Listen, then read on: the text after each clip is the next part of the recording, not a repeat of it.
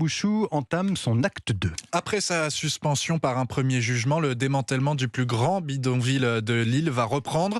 La chambre d'appel a donné raison au recours de l'État, William Molinier. La destruction des logements insalubres et les expulsions de migrants clandestins sont à nouveau possibles.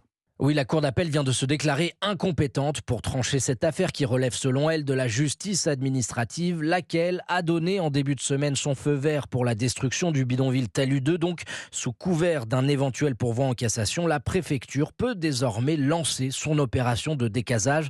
Elle devrait commencer, selon les informations d'Europe 1, en début de semaine prochaine, soit près d'un mois après le lancement officiel de l'opération Wambushu.